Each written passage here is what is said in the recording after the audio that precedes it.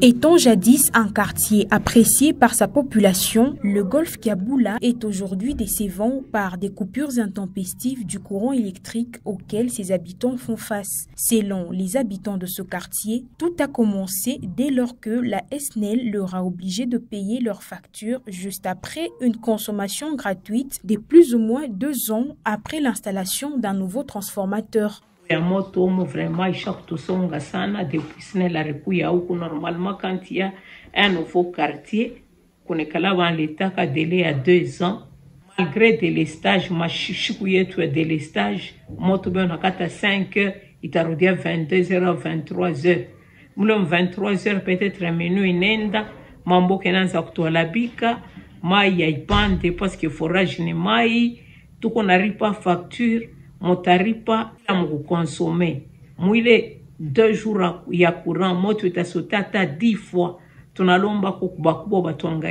Cette population décrit non seulement des coupures intempestives du courant électrique, mais également l'instabilité de ce courant et le non-respect des jours de délestage qui se vivent dans ce quartier. Ici au golfe Kiaboula, on n'a pas du bon courant vraiment.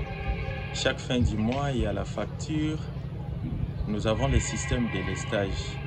Mais vous pouvez arriver les jours qu'il faut que vous puissiez posséder le courant. Il n'y en a pas.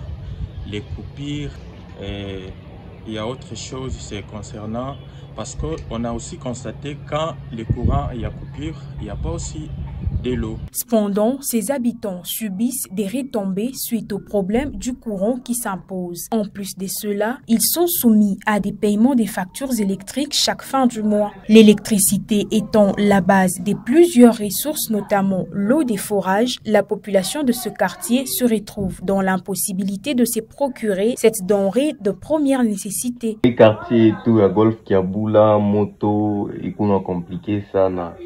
Avant tout bien moto comme ça qui kwenda mais depuis un temps là il s'y aide de souligner que ces problèmes du courant auxquels font face les habitants de ce quartier seraient à la base du dysfonctionnement de leur mode de vie, raison pour laquelle ces derniers demandent de l'aide aux autorités en place.